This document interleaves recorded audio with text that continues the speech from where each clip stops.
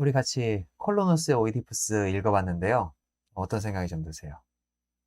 음, 보면서 그런 생각을 굉장히 많이 했었거든요. 오이디푸스 왕 때와는 확실히 다르게 눈을 찔렀잖아요. 이제 소포클레스 입장에서도 작가 입장에서 전작에서 워낙 많이 조져놨으니까 이번 편에서는 좀 더 많이 구원해 주려고 했던 거 아닐까? 그런 생각들을 많이 하면서 봤었어요. 근데 이번 이야기에서는 오이디푸스나 안티고네나 물론 역경을 겪긴 하지만 해피엔딩으로 끝나잖아요. 그래서 굉장히 기분 좋고 즐겁고 재밌게 봤었어요. 해피엔딩이다. 물론 이 부분이 조금 어렵긴 해요. 오이디푸스가 제 발로 걸어서 이 명계에 도달하러 가잖아요. 재는 바를 말해주셔가지고 하는 말이긴 한데 사자가 이렇게 말을 하죠. 오이디푸스가 모두를 인도해서 가듯이 이렇게 주체적으로 갔다고 하죠. 근데 현대 제 시점으로 다시 돌아와서 이것을 봤을 때 과연 오이디푸스는 그때 어떤 마음으로 자기 스스로 이렇게 걸어 들어갔을까?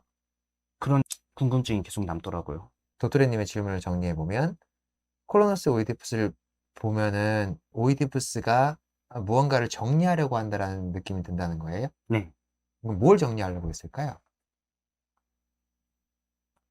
글쎄요. 복수를 다 맞춰서 복수를 마쳤다? 신에 대한 복수? 신보다는 그때 당시 패배에서 자신을 인간적으로 대해주지 않았던? 어떻게 설명해야 될지 잘 모르겠네요. 죄송합니다. 저는 그렇게 생각합니다.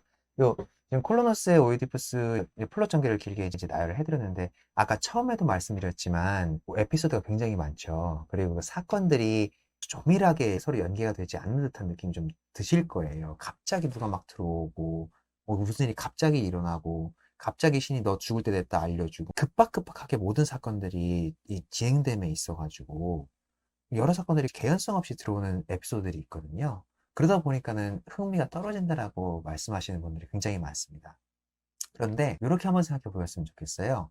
콜로노스의 오이디푸스는 오이디푸스만을 위해서 쓰여진 헌정서사다 라고 생각을 하시면 그게 통일성이 생기거든요. 오이디푸스 극행동 하나로만 밀고 나가시면은 이 인물이 이런 상황에 닥쳤을 때 왜 이렇게 행동할 수밖에 없는가? 이게 굉장히 잘 보입니다. 코로노스의 오이디푸스는 소포클레스가 가장 말년에 쓴 작품이에요. 우리가 테바의 3부작이라고 얘기하는 오이디푸스 왕, 안티고네, 그리고 콜로노스 오이디푸스. 그런데 이야기상의 시간순으로 보면 제일 처음이 오이디푸스 왕, 그리고 그 다음이 콜로노스의 오이디푸스, 그리고 마지막이 안티고네예요. 그 소포클레스가 요 세 작품을 쓴 시기는 놀랍게도 제일 마지막엔 안티고네를 제일 먼저 썼습니다.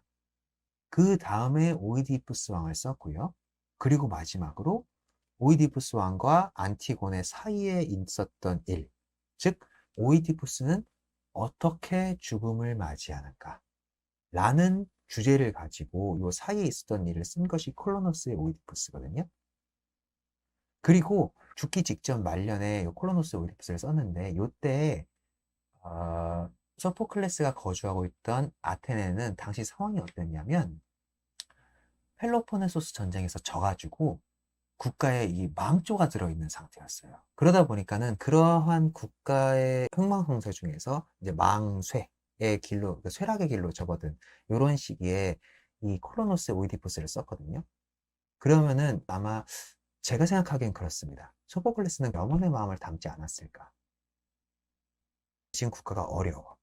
우리 국가가 어렵고 이렇지만 오이디푸스 왕이 선택한 길처럼 끝까지 이 나라를 위해서 혹은 자신에게 은혜를 베풀어준 나라를 위해서 헌신하는 자세. 죽는 순간까지도 오이디푸스는 지금 그렇게 묘사해 놨잖아요. 죽는 순간까지 자신을 잘 대해준, 그것이 자기 조국이 아니라고 할지라도 자기를 잘 맞이해주고 대해준 그 국가의 이익을 위해서 자신의 무덤을 어디에 붙이는지 알리지 말라라고 얘기하잖아요.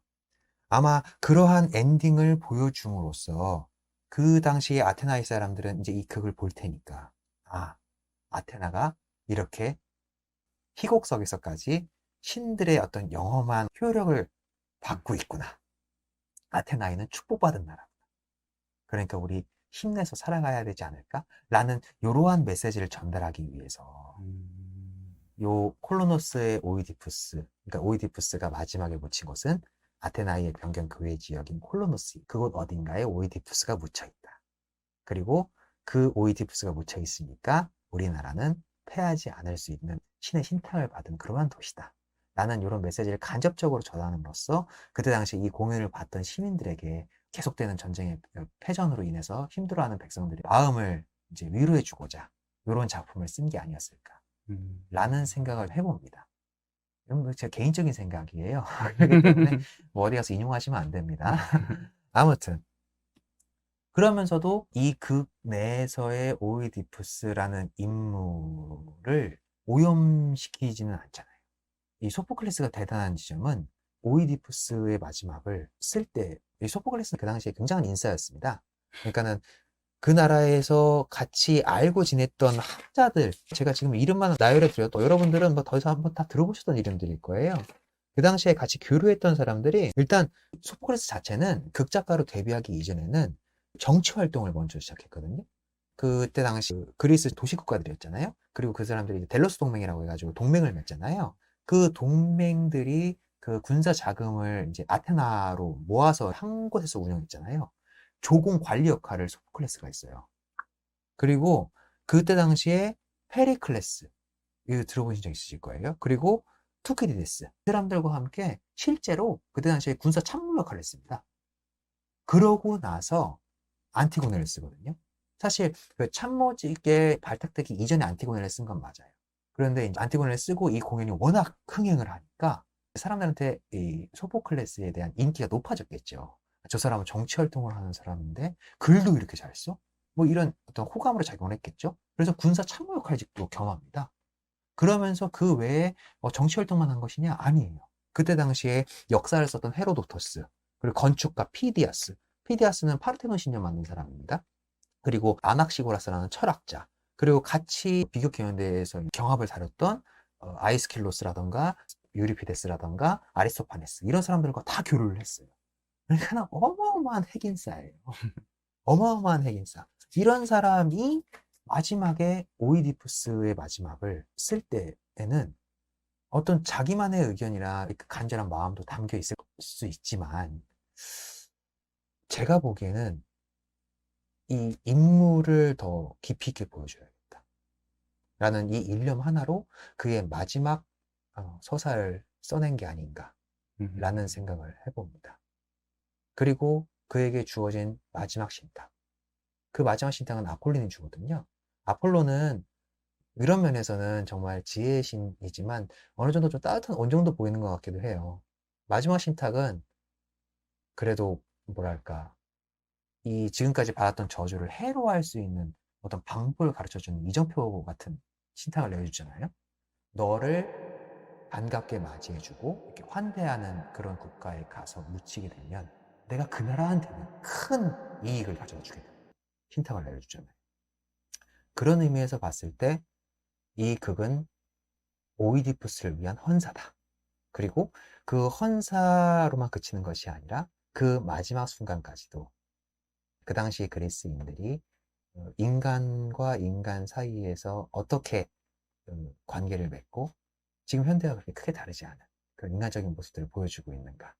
이런 지점에서 여러분들이 이 코로노스의 오이디푸스를 읽으시면 굉장히 재밌게 읽을 수 있는 지점들이 있지 않을까 그런 생각을 합니다. 사실 저도 보면서 좀 패배에서는 물론 선왕을 살해했다라고 하는데 그 다음에 처벌 그런 것들이 막무가내로 너무나 강하게 간다 그런 생각이 좀 들었었는데 이제 아테네로 온 다음에는 이제 법에 의해서 약간 이성적이고 인간들이 정해놓은 규율에 의해서 대사 중에서도 그런 대사도 나오거든요. 오랫동안 우리들이 싫어했던 것을 싫어해 주시고 오랫동안 우리들이 좋아해 준 것은 존중해 주십시오. 그런 말들을 하는데 그런 과정에서 아테네라는 이성적인 것들이 지배하는 국가, 그리고 우리들이 살고 있는 이 땅, 이 사람들한테 뭔가 희망을 주고 있다? 어쨌건 굉장히 재밌게 봤고요. 이 다음에 아마도 안티고네 이야기로 인해서 이제 테베가 어떻게 될 것인가 그런 것들도 궁금하고 그렇습니다. 이렇게 우리 크로노스 오이디푸스 같이 읽어보셨고요. 다음에는 모르겠어요. 안티고네를 읽을 생각이긴 한데 갑자기 다른 걸 읽을 수도 있고. 아무튼 시청해주셔서 감사합니다. 이상 말뚝이었습니다. 도토리였습니다.